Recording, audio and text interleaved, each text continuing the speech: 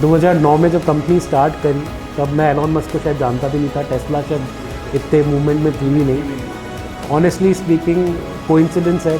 तो मेरे को बहुत कुछ जो फ़ायदा हुआ है वो अपनी एजुकेशन की वजह से बहुत, और हम विदेशों में कम से कम 85 प्लस कंट्रीज़ में एक्सपोर्ट कर रहे हैं। एक द वन थिंग मैं रिकमेंड करता हूँ, एक ये awaken the giant with in.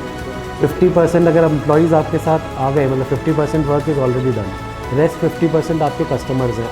तो हमारा फैमिली बिजनेस था ओमेगा इलेक्ट्रॉनिक्स के नाम से, और 98% हमारी सेल्स एक्सपोर्ट ही है, डोमेस्टिक सेल्स बहुत कम है। तो मैं खुद वैसे इंजीनियरिंग कर रखी है मैंने इलेक्ट्रॉनिक्स एंड कम्युनिकेशन से। तो पहले तो मैं शुभकामनाएं देता हूँ कामकाजी चैनल को जो आप मेरा इंटरव्यू लेने आए हैं। तो टेस्का की शुरुआत 2009 में मैंने करी है। तो हमारा फैमिली बिजनेस था ओमेगा इलेक्ट्रॉनिक्स के नाम से। तो 1962 में 1962 में मेरे ग्रैंडफादर ने स्टार्ट किया हुआ है। He was a physics professor in the university of Rajasthan. तो वहाँ उनको हॉबी किट्स बनाने का शौक़ था, और हमारी 1978 में ओमेगा इलेक्ट्रॉनिक्स के नाम से फैक्ट्री इस्टेब्लिश हुई है मालवीय इंडस्ट्रियल एरिया में। तो हम लोग ट्रेनिंग किट्स बना रहे थे वहाँ पे।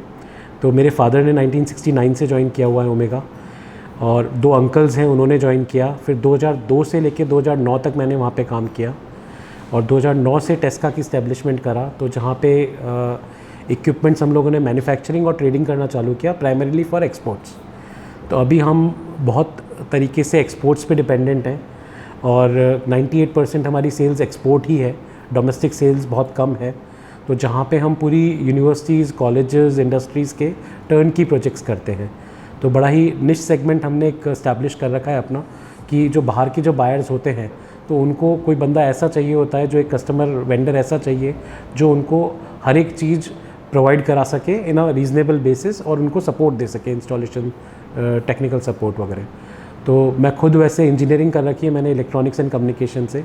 उसके बाद मैंने कोरस इंडिया लिमिटेड बॉम्बे में काम किया हुआ है, और उसके बाद मैंने पेडिलाइट में 1 साल के काम किया हुआ है, और मैंने MBA कर रखा है मार्केटिंग में KJ सोमैया से। तो मेरे को बहुत कुछ जो फ़ायदा हुआ है वो अपनी एजुकेशन की वजह से बहुत मेरे को चीज़ें बेटर रही हैं, और मेरे को अचीवमेंट करने के लिए रहा है। 2009 में जब मैंने कंपनी स्टार्ट करी तो एक कमरे के रूप से स्टार्ट करी, अपने घर के कमरे से स्टार्ट करी है, और आज जहाँ आप खड़े हैं यहाँ एक 4 मंजिल की बिल्डिंग है। हमारे पास 40 लोगों का स्टाफ है, और हम विदेशों में कम से कम 85 प्लस कंट्रीज़ में एक्सपोर्ट कर रहे हैं। तो ऑल बिकॉज ऑफ दैट हमने ये इस्टेब्लिश कर पाए। सर, आप अपने जो प्रोडक्ट्स हैं, आपने बिल्कुल नीश सेगमेंट आपने बताया कि आपने बिल्कुल नीश सेगमेंट को टारगेट करा, मार्केट की प्रॉब्लम को समझा और फिर सॉल्यूशन दिया। आप अपने प्रोडक्ट्स के बारे में बताइए कि कैसे आपने जो इतने से छोटे से लेवल से फिर एक कमर्शलाइज़ करने की तरफ आपने जो ध्यान लगाया अपना एक प्रोडक्ट को, वो कैसी जर्नी रही, क्या माइंड में आइडियाज़ क्लिक हुए, वो थोड़ा सा मुझे बताइए। तो हम लोग जो बेसिकली प्रोडक्ट्स बनाते हैं वो एजुकेशन के लिए बनाते हैं। तो इंजीनियरिंग कॉलेजेस, साइंस के स्कूल्स जहाँ पे लेबॉरेटरीज़ होती हैं, physics, chemistry, biology, electronics, electrical, mechanical, civil. तो पहले जब हम जो हमारा फैमिली बिजनेस था वो इलेक्ट्रॉनिक्स के इक्विपमेंट बनाता है, तो जो आप देख सकते हैं कॉन्फ्रेंस रूम में भी। तो हमने फिर धीरे धीरे वेंचर आउट करना चालू किया इलेक्ट्रिकल इंजीनियरिंग में, क्योंकि हमारा जो सेल्स का पिच है वो ऑलरेडी कॉलेजेस एजुकेशन के लिए फोकस थी।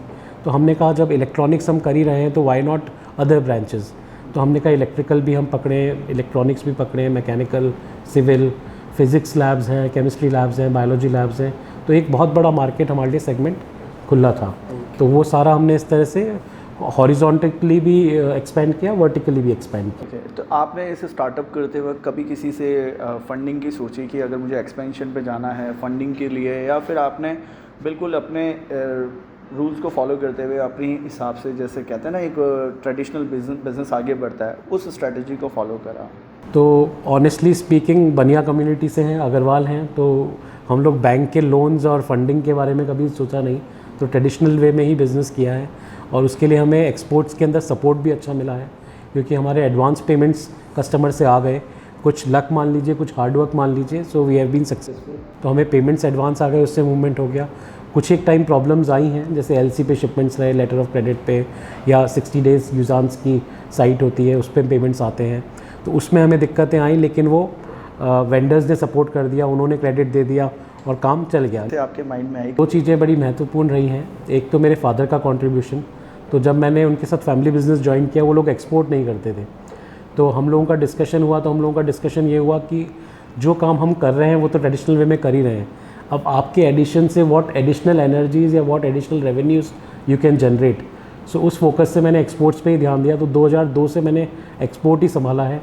तो एक मैं बुक्स भी फॉलो करता हूँ काफ़ी कुछ, 5 AM club, okay, robin Sharma और 1820, ठीक है, यस। रॉबिन शर्मा की बुक पढ़ता हूँ। एक अपने awaken the giant with in एक बुक है। तो बहुत सारी बुक्स ऐसी मैं पढ़ता हूँ जो पैशनेट। सो इसका कहने का मतलब है, देखिए आपको देखने को मिल रहा होगा कि जितने भी जो सक्सेसफुल फाउंडर्स हैं उनकी एक सबसे बड़ी हैबिट मान लीजिए, या सक्सेसफुल पर्सन्स की हैबिट मान लीजिए कि बुक्स रीडिंग, लिसनिंग ये करते ही हैं। तो आपको जर्नी में अगर सफल होना है तो ये अपने अंदर हैबिट डेवलप करनी पड़ेगी। तो सर अभी इसी वक्त मैं पूछना चाहूँगा कि अपनी बेसिकली टॉप 5 बुक्स रिकमेंडेड करिए जो लोग पढ़ सकते हैं आपके अकॉर्डिंग।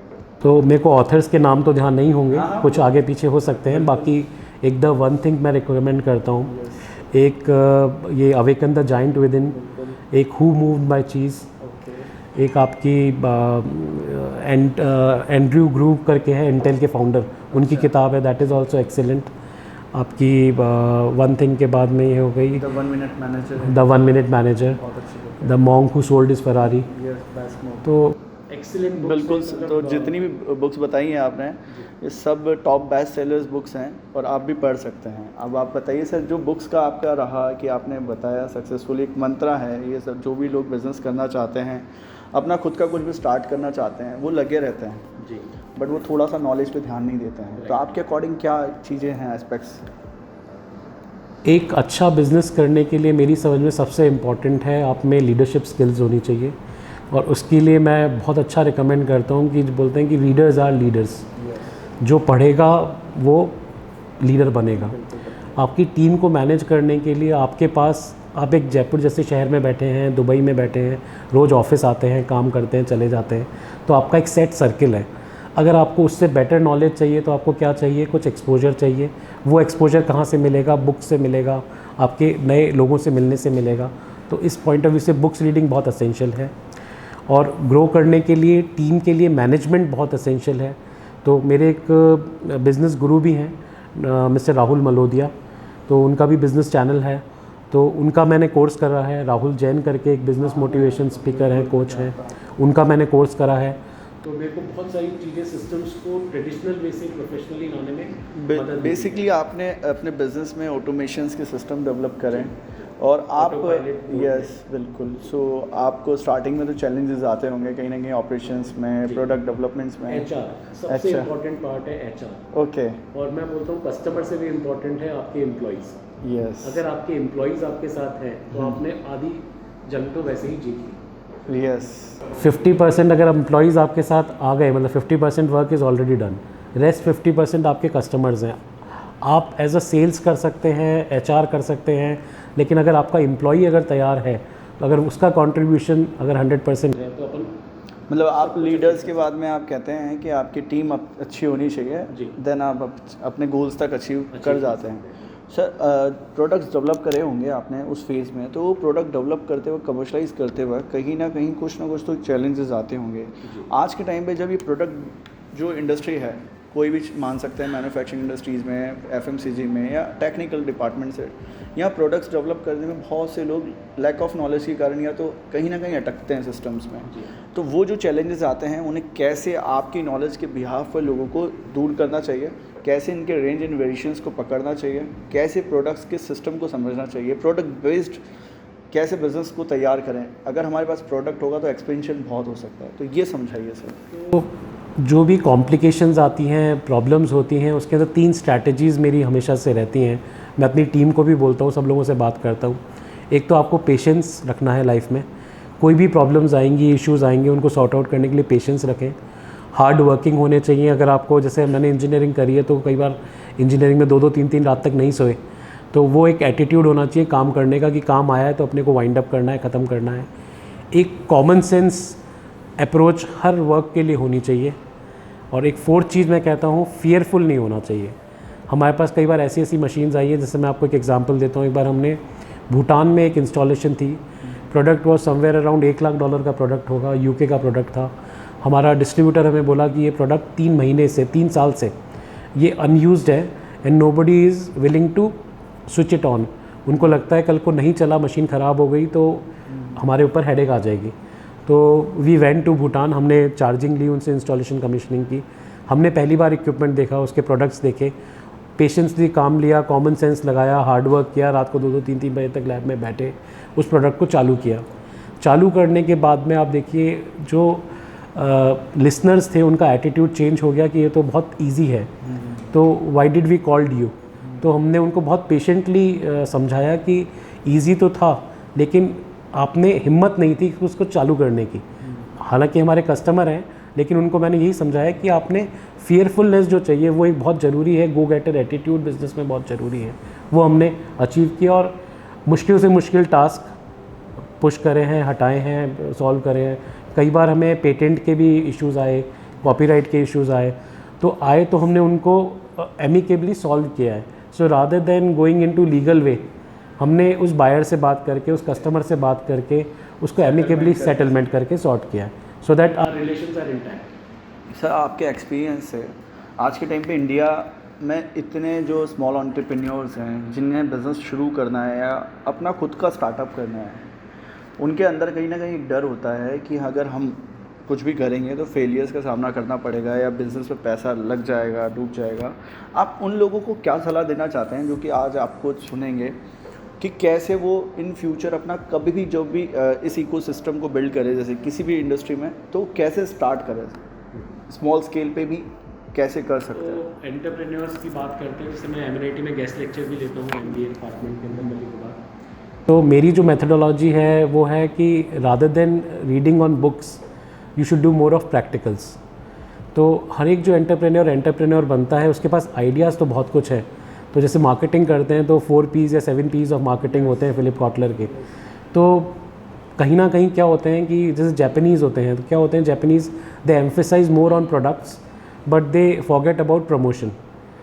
और अमेरिकन्स कैसे हैं, they emphasize more on promotion and forget about product. तो जापानीज़ का प्रोडक्ट लेके अमेरिकन सेल कर देता है।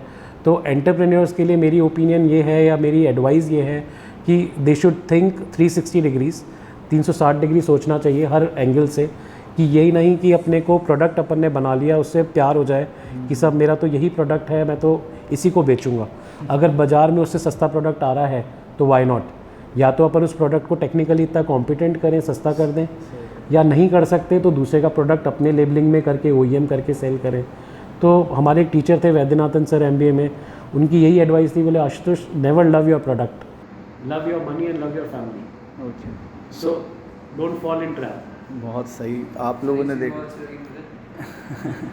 बहुत सही, आप जो अभी सुन रहे हैं ये रियल बिजनेसमैन्स की कहानी है। मैं आगे ऐसे ही फाउंडर्स के साथ में मिलवाऊंगा। अभी मैं इनसे ही जानूंगा, जो आपने बात बोली सर, इंटरव्यू काफ़ी इंटरेस्टिंग हो रहा है क्योंकि आपके एक्सपीरियंस के बिहाफ पे लोगों को नॉलेज मिल रही है कि जैसे कि अगर हमारे पास में प्रोडक्ट नहीं है, मतलब कि प्रोडक्ट डेवलपमेंट में सबसे ज़्यादा इन्वेस्टमेंट्स होते हैं, जैसे कि मशीन चाहिए, हमें प्रोडक्ट्स के लिए पूरा R&D करना होगा। तो एक स्मॉल एंटरप्रेन्योर क्या कर सकता है, किसी का भी प्रोडक्ट अगर है उसके पास में, प्रोडक्ट्स की लिस्ट बना के वो मार्केट करना सीख सकता है और अपना बिज़नेस स्टार्ट कर सकता है, तो उसका बिज़नेस स्मॉल स्केल पे हो जाएगा, ऐसा आपने बताया। तो आपको ये सलाह मिली है कि किस तरह से आप अपना अगर स्मॉल स्केल पे आएंगे तो आपको सबसे पहले सेल्स एंड मार्केटिंग का सबसे कोर जो नॉलेज है वो प्रैक्टिकल लेना चाहिए। आपके हिसाब से ये सही है, क्या है? एकदम इम्पॉर्टेंट है, क्योंकि R&D प्रोडक्शन सब बेकार है अनलेस एंड अनटिल सेल्स है। केवल एक ही डिपार्टमेंट है जो कंपनी को चलाता है, वो सेल्स है। बाकी सब तो एक्सपेंस के अकाउंट्स हैं। आपका production, purchase, R&D, sweeper, guard, everybody is expense account. अगर आपकी सेल्स नहीं आ रही तो कुछ भी नहीं कर सकते। अब इंडिया में बहुत सारी ऐसी कंपनीज़ हैं जो मैन्युफैक्चरिंग में they are producing excellent products, but they don't know the marketing knowledge और स्किल्स नहीं है उनको सेल आउट करने के लिए। चाइना में क्यों आगे हैं? चाइना में आप देखिए, अभी हमारे परचेज डिपार्टमेंट में 12 लोगों की टीम है सोर्सिंग में। चाइना में एक मेल भेजिए, विदिन 2 आवर्स कोई लड़की आपको वीचैट पे मैसेज कर देगी या व्हाट्सएप कर देगी, this is the price, this is the catalogue. इतना प्रोफेशनली मैनेज्ड है, सिस्टम ऑटोमेशन में है। इंडिया में सबसे बड़ी प्रॉब्लम कहाँ है? बिजनेसेस ऑटोमेशन में नहीं है।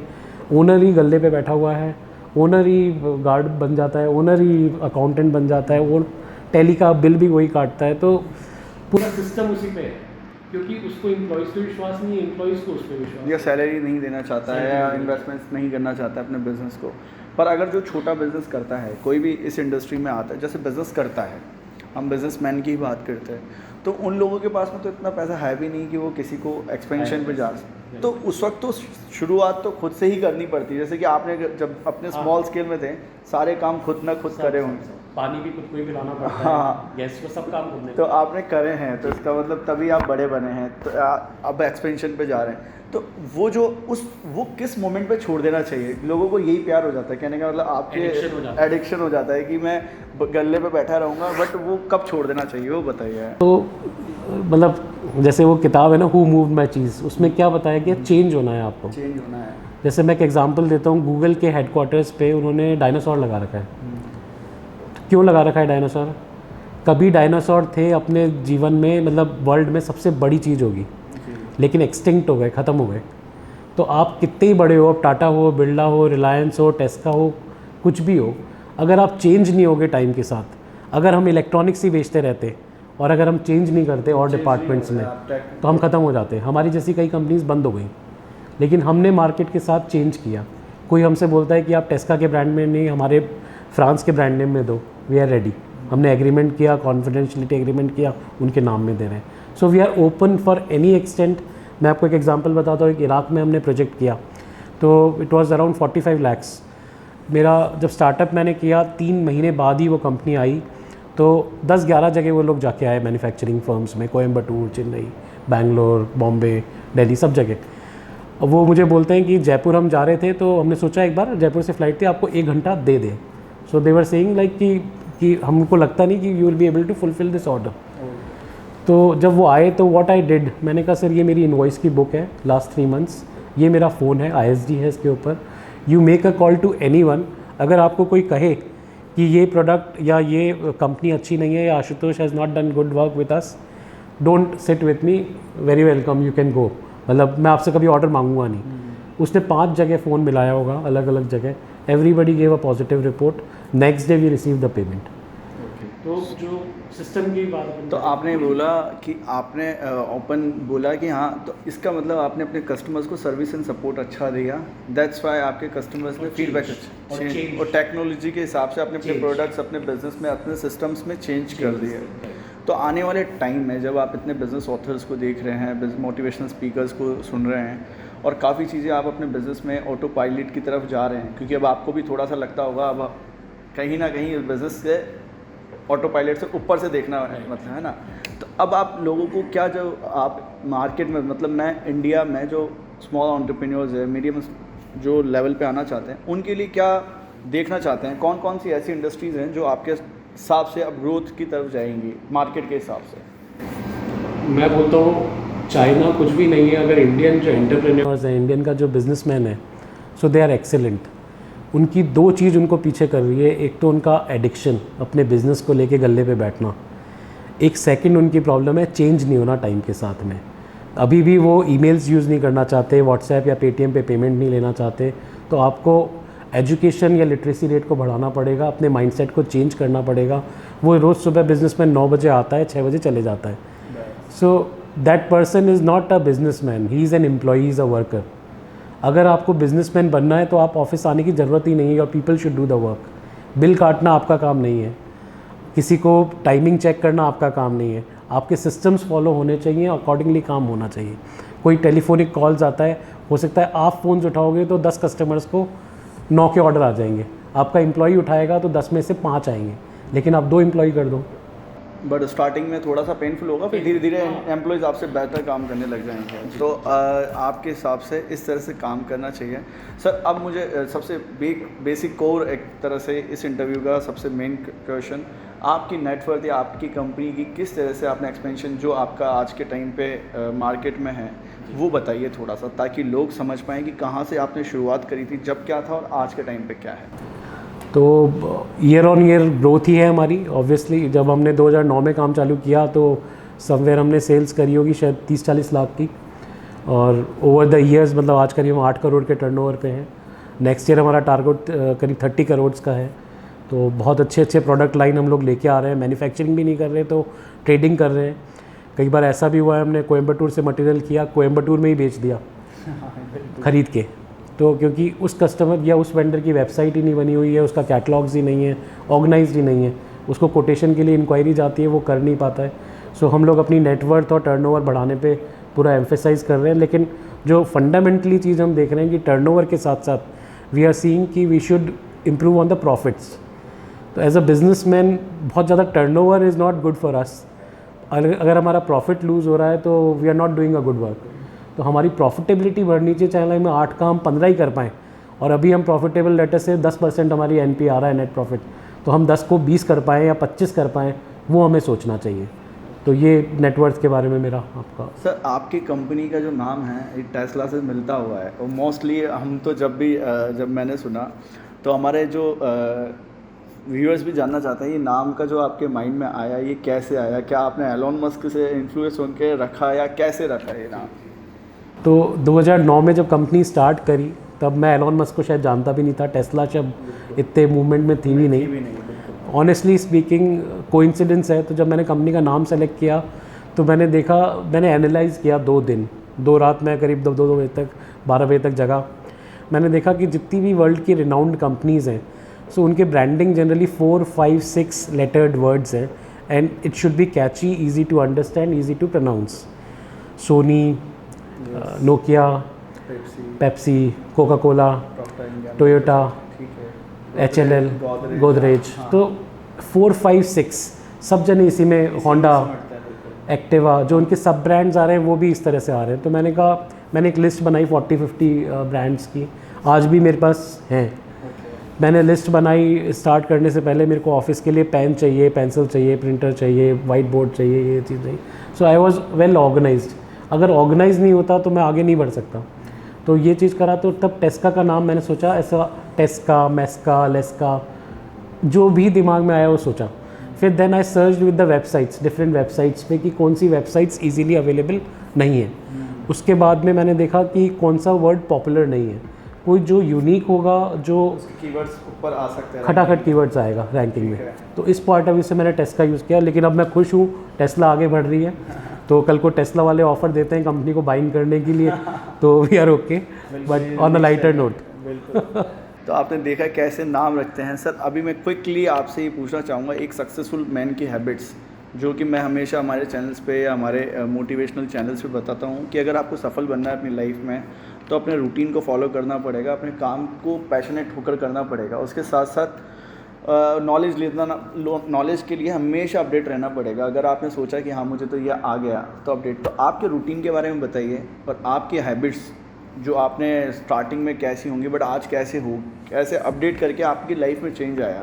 तो सक्सेसफुल पर्सन्स की हैबिट्स और अपने बारे में बताइए। तो एक तो मेरे को बहुत ज़्यादा बेनिफिट हुआ, पिछले करीब 1.5 साल से मैं कोशिश कर रहा हूँ और उठ भी रहा हूँ। 4:45 में मेरा अलार्म होता है, ऑटोमेटिकली नींद खुल जाती है, 9, साढ़े 9 बजे अपने आप नींद आ जाती है। तो 5 से 8 का टाइम है मेरा मी टाइम। तो 5 to 8 मेरा लैपटॉप, मेरा म्यूज़िक सिस्टम हो तो मैं कान में अपने गाने लगा के सुनता रहूँ।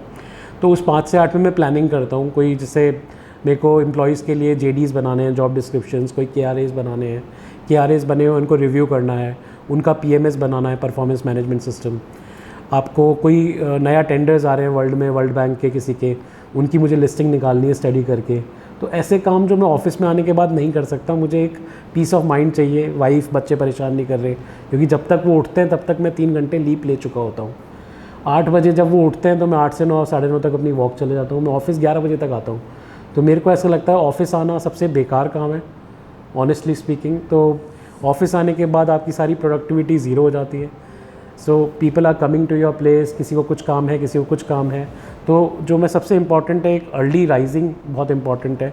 अगर आप 3 घंटे अपने लाइफ में अगर आप सुबह काम कर लेते हैं, मेरे को लगता है कि आपने पूरे दिन का काम 8 घंटे का उस 3 घंटे में कर लिया। क्योंकि बाकी काम मैं करता नहीं हूँ, सेल्स का, इनवॉइस का। मैं सेल्स में बायर्स से बात करता हूँ। किन बायर्स से बात करता हूँ, एक मेरी हैबिट है, जो 20% बायर्स हैं जो मुझे 80% बिजनेस देते हैं, धंधा देते हैं, मैं उनसे रामा शामा करता हूँ, होली दिवाली करता हूँ। रिपीट कस्टमर्स हैं जी। तो उनसे मैं बिज़नेस की बात नहीं करके उनसे बस हेलो करता हूँ, so that we are in touch. तो एक हेल्थ के लिए भी मैं कोशिश करता हूँ, ज़्यादा नहीं कर पाता लेकिन but I try my best. तो 8 to 9, क्योंकि हेल्थ नहीं है तो कुछ नहीं है। जैसे अवेकन द जाइंट्स में उसमें एक यही कहा गया है कि आपकी लाइफ में प्रायोरिटीज़ आपको सेट करनी होगी। बुक पढ़ने से पहले मेरी प्रायोरिटी थी खुश रहना, हैप्पी होना। तो फिर देन उसमें क्वेश्चंस थे कि खुश होने से मिलता क्या है, तो कुछ नहीं मिल रहा, खुशी मिल रही है, दैट्स इट।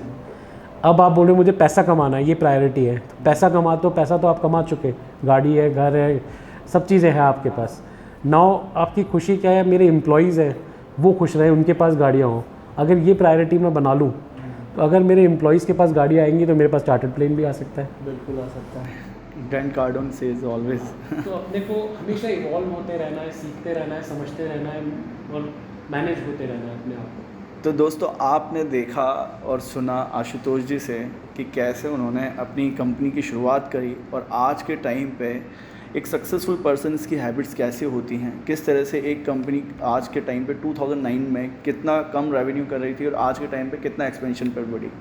तो मैं उम्मीद करता हूँ आप कुछ अच्छे लेसन्स ले पाए होंगे इस इंटरव्यू से और अपनी लाइफ में इम्प्लीमेंट करेंगे। अगर आप बिज़नेस शुरू करना चाहते हैं, अपनी लाइफ में आगे बढ़ना चाहते हैं, तो इस तरह से आपको अगर अपना हैबिट को फॉलो करना है, आगे बढ़ना है, तो ही आप सक्सेस हो पाएंगे। तो मिलते हैं दोस्तों नेक्स्ट वीडियो में। अगर आपको ये वीडियो पसंद आया है, इस वीडियो को लाइक करके चैनल को सब्सक्राइब करके बेल आइकन को दबाइएगा ताकि वीडियोज़ की सारी नोटिफिकेशन मिल पाएँ। तो दोस्तों मिलते हैं नेक्स्ट वीडियो में।